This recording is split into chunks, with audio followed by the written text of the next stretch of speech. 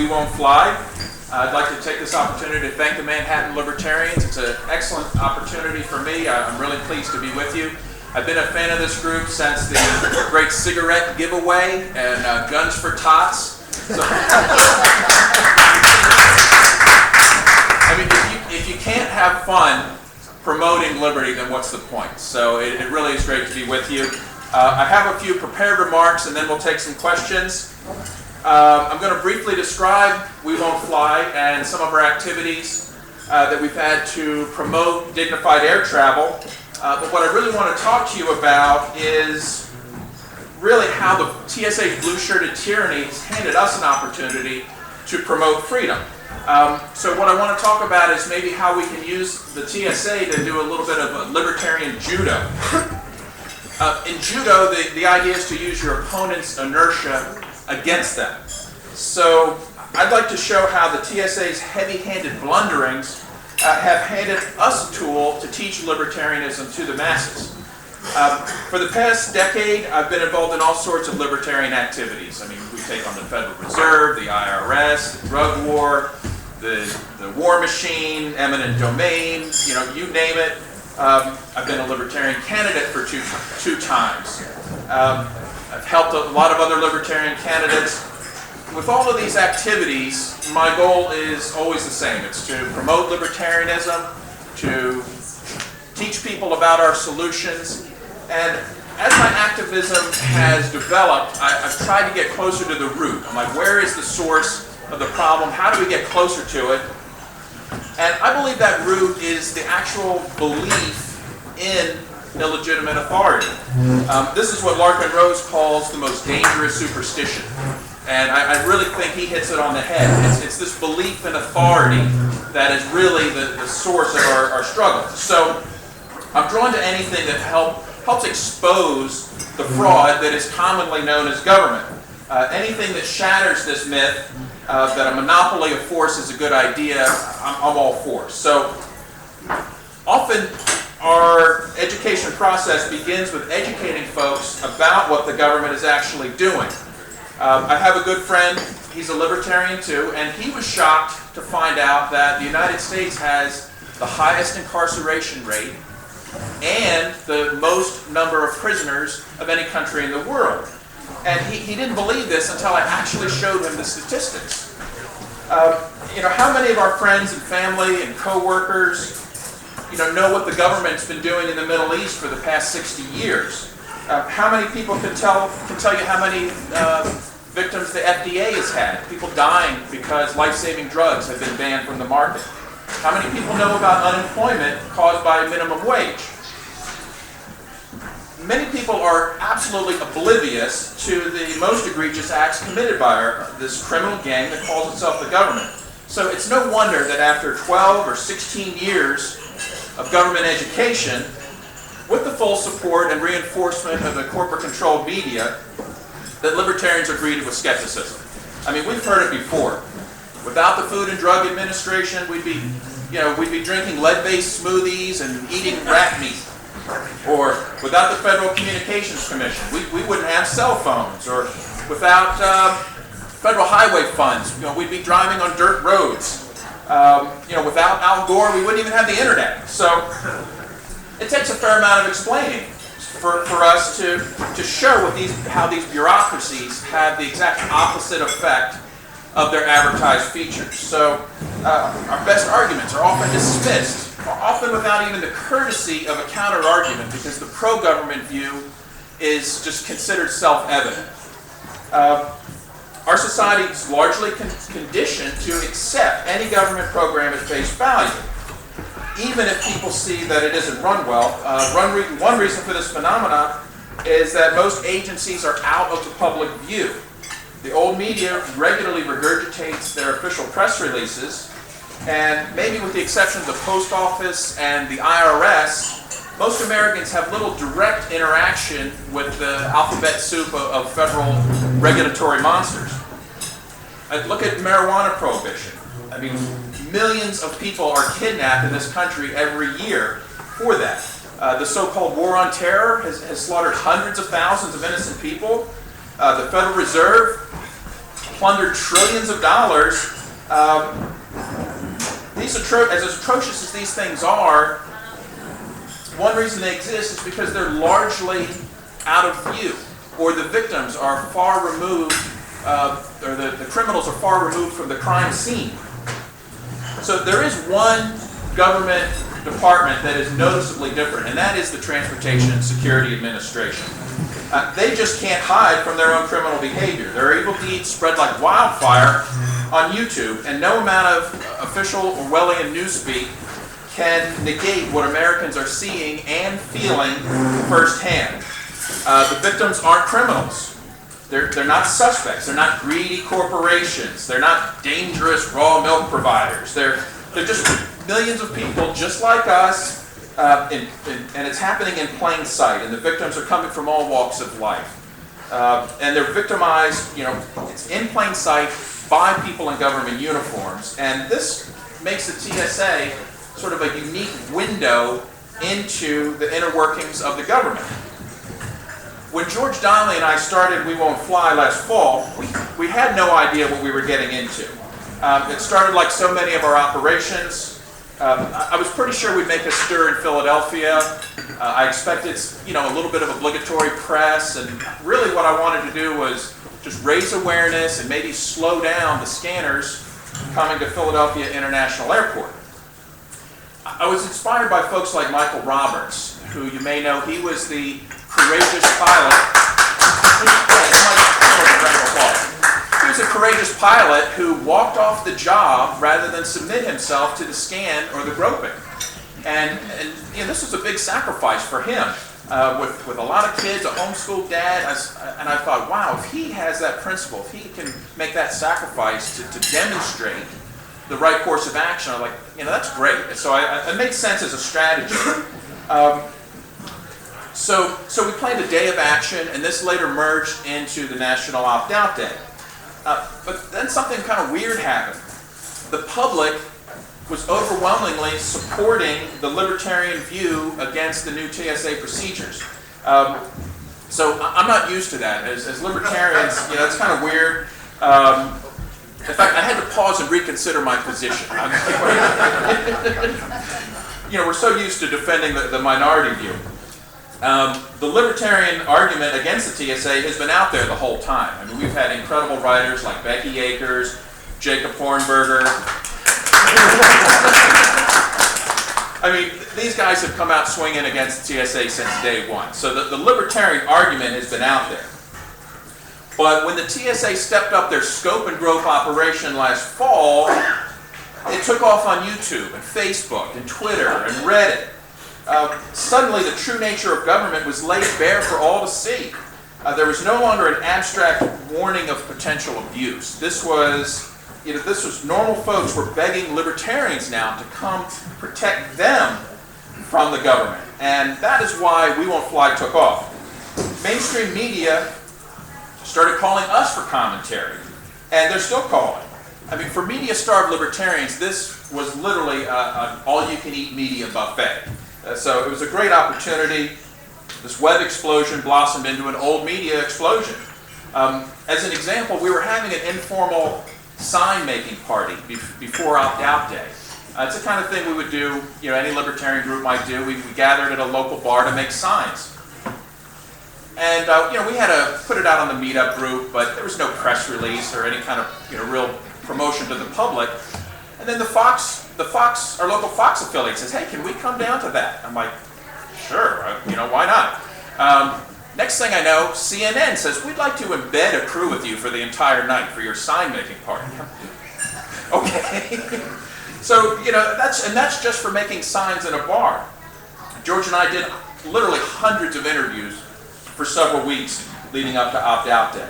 It went international, China, Brazil, Iran, Japan, Europe, tons in Canada. In fact, my last TV interview on national Canadian television, I did via Skype from my picnic table at Porkfest last summer. So it's really an amazing opportunity for us.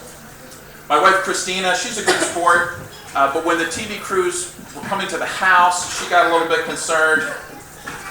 all in all, it was a really good time, especially when Whoopi Goldberg called George and I out by name on The View, where these dumb biddies said we should be on a terrorist watch list. I thought, wow, this is interesting. Shortly after, we got wind of an administrative directive from the Department of Homeland Security declaring us domestic extremists. It's like, wow.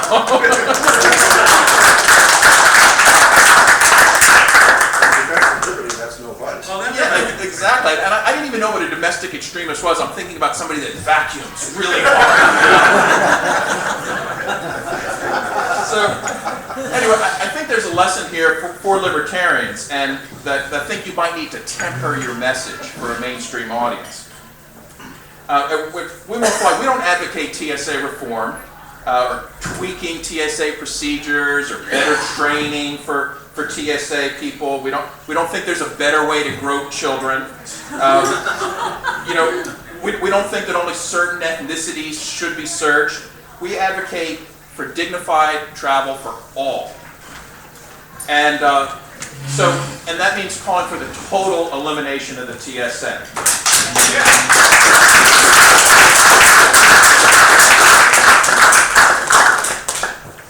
Now, this position, it's the 100% libertarian position, and it might not get us invited to testify before Congress or to Beltway cocktail parties. Right. But the 100% libertarian message can be very well received. In fact, I think our uncompromising view is really one of the reasons the media came to us. Even the old media needs to entertain their viewers. Plus, it's a lot easier to be consistent than to cherry pick convenient principles and to compromise. So my message to libertarians, go out there and be bold, stick by your principles. As libertarians, the TSA has presented us with some wonderful teaching opportunities. The best way to make a vegetarian, they say, is to take a tour of the slaughterhouse. So I think showing TSA videos is the best way to make libertarians. Really showing them what's going on. For once, when we tell people that the government has their hand in our pants, they believe it because they've seen it on YouTube or felt that wandering blue-gloved hand themselves. So I've done my best to show people that this is the tip of the iceberg. If you think a porno scanner is too revealing, check out a tax form. I do my best to connect the TSA to the bigger picture, and I think that's something as libertarians we can do. One of the best tools, are these videos of TSA doing their perverted deeds. It's a giant billboard promoting the removal of the TSA. Every time they pat down a child or peek into a diaper or grope grandma, their statism is exposed. And every time they're caught stealing, America's patience weakens. Every time Janet Napolitano opens her tax-fattened maw, their tyrannical agenda is revealed. So libertarians have never had an easier job exposing the true nature of government. Discussions of airline security often include questions about alternatives. So this is another great chance for us to talk about the free market. The TSA is a perfect example. It's bureaucratic, it's centralized, it's one size fits them all, it's based on coercion. So they say, well, what's the solution? Well, it's decentralized, it's voluntary, it's a free market solution. So if somebody can understand why that will work for the TSA, they can apply the same lesson to government schools. They can apply the same lesson to the police or to healthcare. Congressman John Micah is credited with creating the TSA, but now he's a vocal critic of this very agency that he created. So when this comes up, I find it's time to cue Harry Brown's 7 never-to-be-forgotten principles of government. And let me share 2 of these principles. Number 3, you don't control government. It's easy to think the perfect law that will stop the bad guys while leaving the good guys unhindered, but no law will be written the way you have in mind. It won't be administered the way you have in mind, and it won't be adjudicated the way you have in mind. Principle number 6, government doesn't work. Because government is forced, because government programs are designed to enrich the politically powerful, because you can't control government and make it do what's right, because every new government program soon wanders from its original purpose, and because politicians eventually misuse the power you give them, it is inevitable that no government program will deliver on its promise the politicians make for it. So, God bless Harry Brown. And thank you, TSA. Thank you to the TSA for giving me a chance to use Harry Brown teachings on national media. I mean, throw me in that briar patch, please. The war in the empire. The ultimate solution to the TSA is to fix the foreign policy. I mean, they're waging these endless wars, meddling in elections, the regime change, the sanctions, the blockades, goes on and on and on, and then they say, but hey, crazy foreigners hate you for your freedom, so we're going to put our hand in your child's pants, okay? So it just doesn't make any sense. So the TSA gives us a chance to teach that, look, police state at home, war, the empire abroad, flip sides of the same coin. So when somebody wants to complain about the TSA, they need to understand that they're complaining about the bogus war on terror. The revolving door. Eyebrows have been raised about the windfall profits of Michael Chertoff, former DHS secretary. He now works for Rapistan. Okay, he was lobbying hard for these purchases. Now he's making money selling the Rapistan branded scanners. So, that's an opportunity for us to teach about the revolving door. Also, the left-right paradigm has been weakened by the TSA. We've got people coming together from all walks of life, libertarians, progressives, left, Republicans, Democrats, religious people, atheists, anarchists. We're all coming together at a conference last year held by the Electronic Privacy Information Center. Wes Benedict, the LP executive director, made a statement. He said, hey, when libertarians and Ralph Nader agree on something, and when they agree a government program is bad, people better listen. So it's breaking that paradigm. So again, I think that's another opportunity. So in conclusion, we can use the TSA's inertia against them. If we can do that, we'll come out ahead. They're doing the work. Our job as libertarians is to help people fit the visible abuse into the bigger picture. So could this TSA opposition grow? Could it be a catalyst for a larger rebellion? I don't know. But their annex have exposed millions to the true nature of government.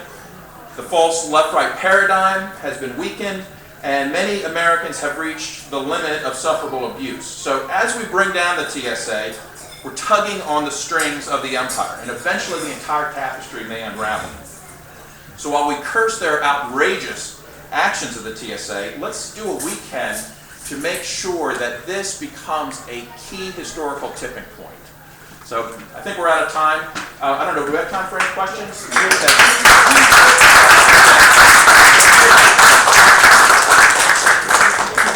I'd like to point to this in the beginning about how the Larkin Rose I was using as a gateway to this is the nature of the state. This is what the state does. It frustrates me a lot of times when I meet people who, let's say, go to a legalized pot rally or a TSA or anything, and I can imagine me having this hypothetical conversation saying, see, this is proof that the state is aggressive. They would say, no, this is proof that you just need a better control state or a better managed state. And it's actually very frustrating because there are actually some people in this room now who have that kind of view, are friends of mine, and I really want, hopefully, to maybe you can help me tap this on how to get the message clear that it's not, the TSA isn't bad, aggression is bad. The TSA is one factor. It's not, the TSA itself isn't what's bad. That's not the problem. I mean, it's not.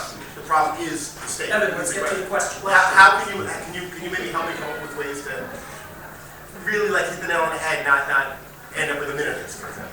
That's a good question, and that could be a whole conversation. So, what's that? Can you include the question, please? I would say just keep asking them questions about their own beliefs. Try to bring them to the point of cognitive dissonance. Instead of trying to tell them something, let them figure it out on their own. That's the short answer. Real quick. One more question. Is there any bills out there that have been introduced to eliminate the TSA that we could write our Congress people to support? Has anyone actually introduced anything? No, they haven't. I mean, Ron Paul came out with a bill to sort of eliminate their immunity, which might help. But even Ron Paul has not come out and said, we're just bagging it. I think it is part of his presidential platform, though, to eliminate Department of Homeland Security. So. You know, I don't know. I don't really put a lot of faith in politicians, so. I don't either, but. There have been bills introduced at state levels. New Hampshire, Texas have introduced. Yeah, there's at least a half dozen state initiatives to outlaw what they're doing. Even Manhattan tried it through the city council. No, they didn't. They talked like they were doing it. I don't know. If somebody in this room would run for city council instead of this Congress, Danny. then they could introduce it. Right. I'm more optimistic that maybe a lone sheriff will just step up and be like, no, that's illegal in my county. I don't know. We'll see. Great we're out of questions. time. Great questions. Great talk. Thank you so much.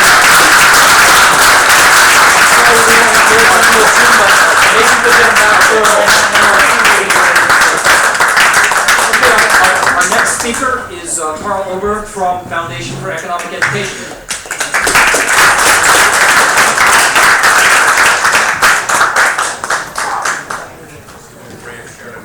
Thank you. Good afternoon.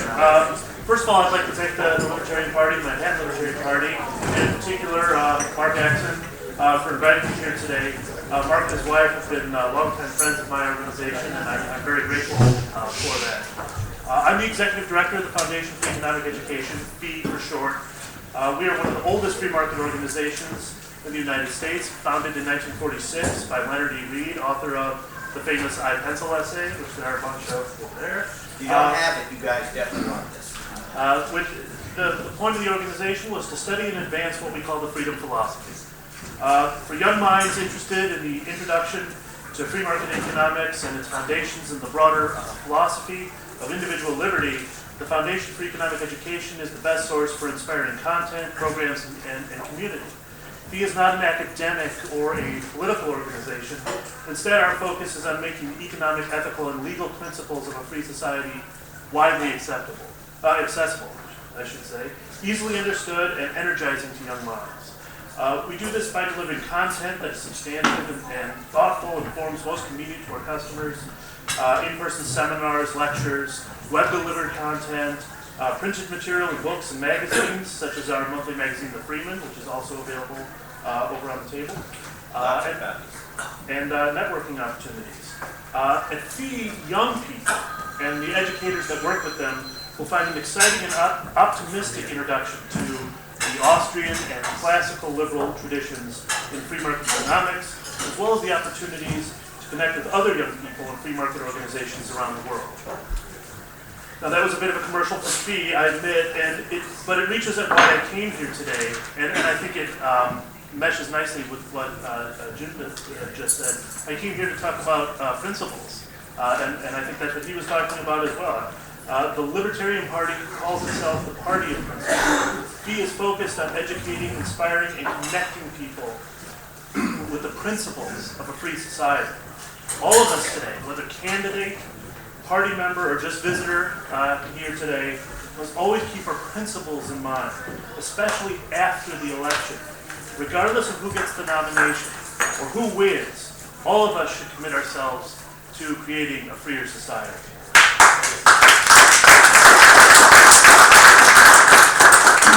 Politics is one road to that goal. Policy advocacy is another, and this organization is a great example of that. I chose the economic education of our youth. I chose this path for two reasons. First, because it reaches future generations and prepares a solid bedrock of future individuals for whom freedom is a desirable and necessary political end, not a means through which to achieve policy ends, but the ultimate political end, freedom alone. Yes, there are other ends that are worth pursuing. Each and every one of us has those ends that we're trying to achieve. But none of those ends is possible unless we have the political, civil, and economic freedom to achieve them.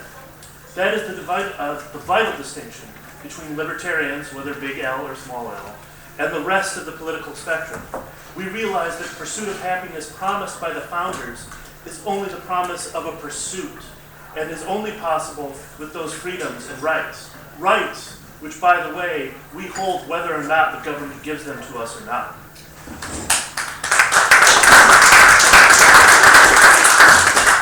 The second reason I chose economic education is because it is a topic which the state-controlled education system consistently and purposefully gets wrong. Education in free market economics is just not available in the schooling system. Even most private schools get it wrong.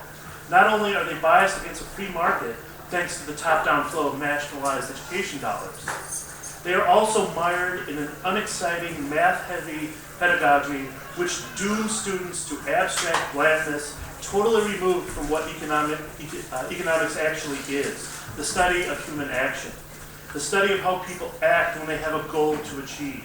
That's absolutely vital and exciting, but our system has reduced it to the supply and demand curve for widgets. Who cares? Education is an area where I think we all know we are not free. But there are other areas where we feel reasonably free that are profoundly regulated. Take international trade, for example. I used to live in Washington, D.C. and worked for the U.S. Department of Commerce. There I constructed agreements thousands of pages long, which supposedly opened up trade between the U.S. and some other country.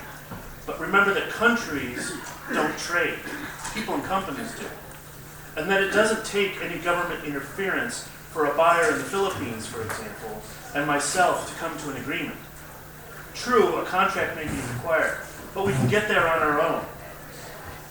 Many people and companies already do this, constructing contracts that appeal to private arbitrators rather than official courts. And once your goods enter the United States, they must be, to quote the prisoner, pushed, filed, stamped, indexed, briefed, debriefed, and numbered. Why? To promote some failing industry if you dig hard enough. And by whom? By bureaucrats, yes. And by federally appointed judges at the Court of International Trade, which is not too far from here. This court recently issued a 21-page decision, Estee Lauder versus the United States, go ahead and look it up, deciding whether a case of makeup sold at retail should be brought into the United States as a case, in other words, as a piece of luggage, or as makeup. The difference was between 0 tariff for the makeup or 20% tariff for the luggage, the case. It's real money, and it's a real decision. It's an important decision, but it's a decision that nobody should be making to begin with. When someone argues with you about the value of free trade, please remind them of the profound amount of bureaucracy that comes with the classification of imported goods. So in closing, I'll bring it back to principles. The education of future generations needs to be tended to consistently and constantly. Every 4 years, the youth gets excited about ideas and their own tenuous future.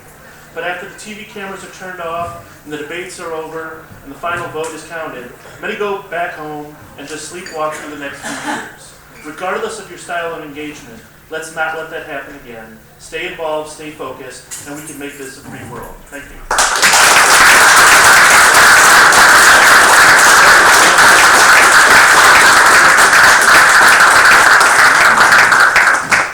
Any questions? Carl, what can we do to keep you guys in New York? Write me a check for $5 million. Done, sir. I'm not Just so people know, Fee is moving, unfortunately, is moving to Atlanta. We wish them very well, but it will be New York's loss because Fee has been, New York's been its home for 60 years. Right. I will say this very quickly. So we are still we're up in Westchester in Irvington, New York. We're going to be there for at least another year. And we have events coming up in March, usually academics or policy people coming up giving talks from a libertarian perspective. I encourage all of you to come up, check out our website. You can find the schedule there. Have a question over there? Oh, yeah, sure. Question, I hope that all can be handed for press, will press later today. Former Treasury Secretary who served under Richard Nixon, William Simon, once made the comment, this was in the 70s, he took every poor person in the country, gave them $10,000, and got rid of every government agency that was in the entitlement industry, like no more food stamps, no more subsidized housing, no more subsidized medical care.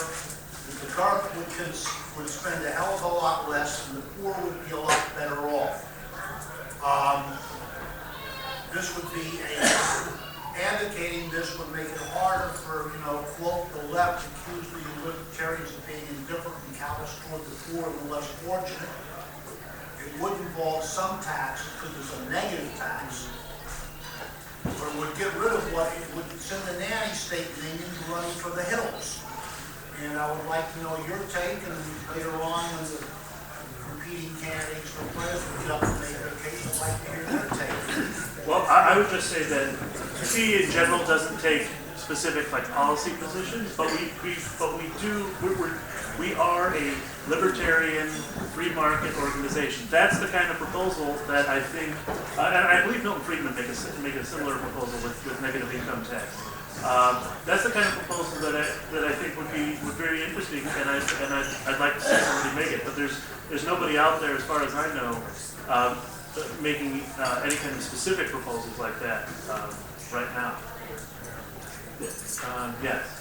What are some of the most effective techniques you can think of for talking to the uneducated about free market economics? I'm a student of, if you don't know him, I'm a student of Russ Roberts, who is an economics professor at George Mason University down in Virginia.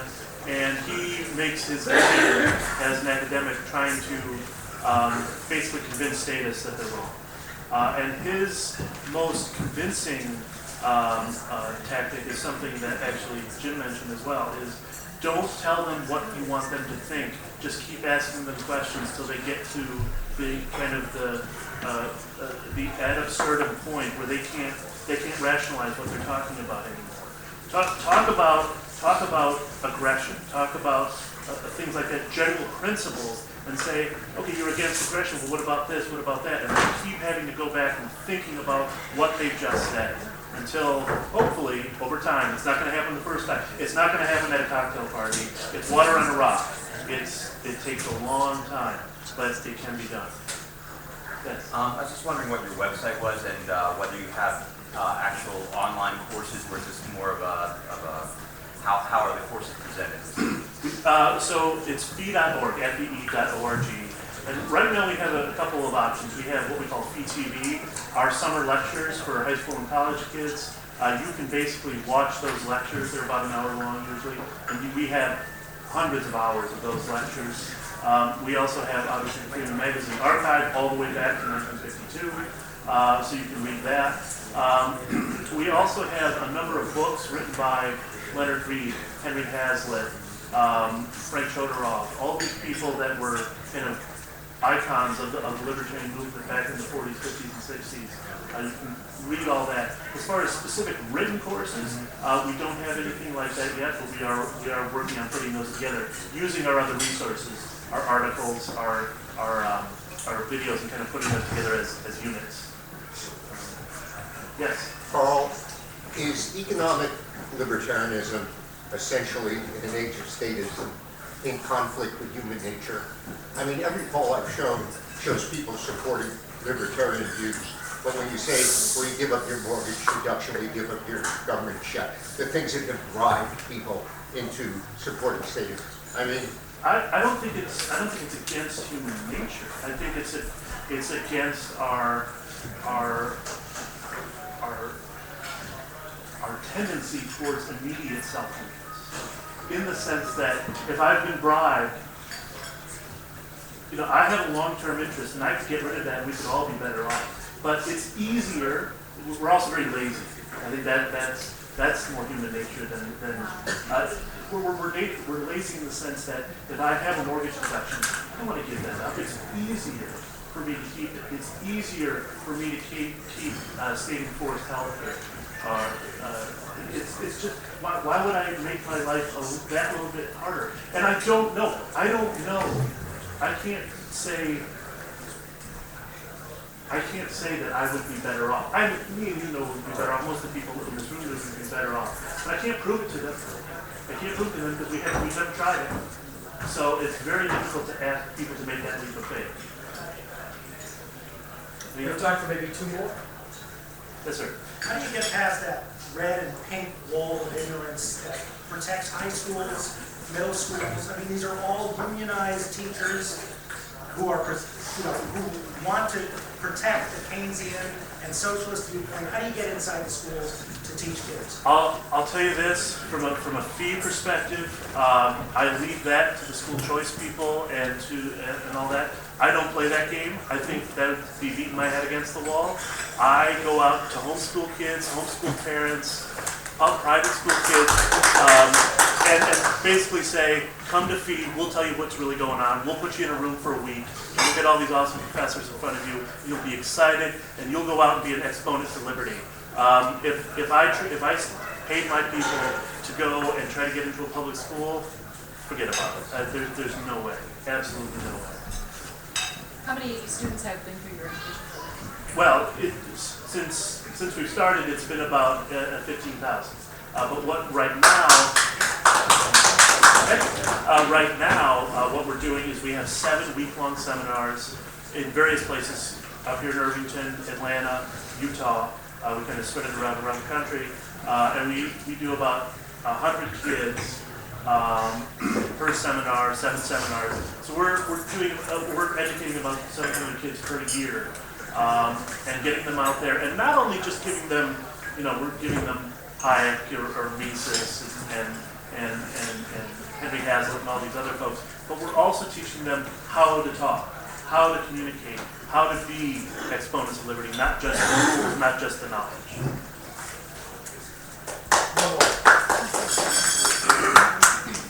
Yes, sir. Isn't FEMA Ron Paul found out about free market economics? That's right. Every once in a while, he'll say at a meeting or whatnot. I started out at FE, and he was once a member of our board back in the late '80s, early '90s. Right. So fees responsible for Ron Paul's political philosophy? In part, yes. Well done.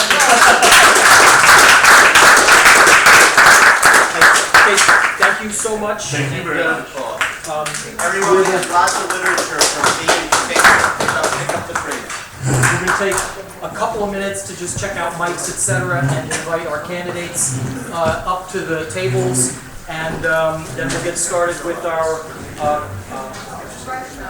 candidate forum.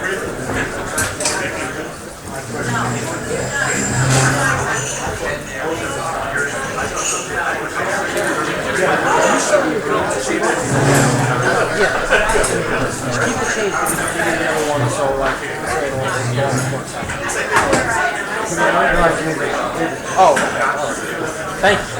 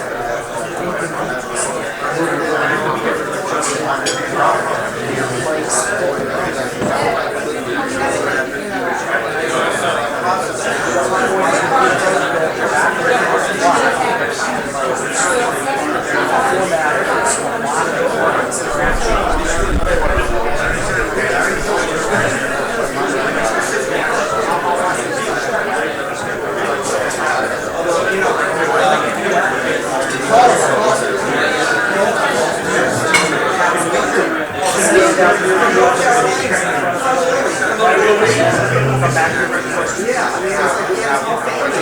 What do you want?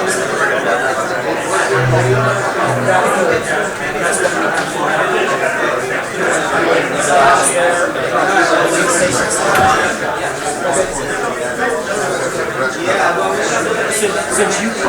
since you guys are up here, I'm ready to disagree.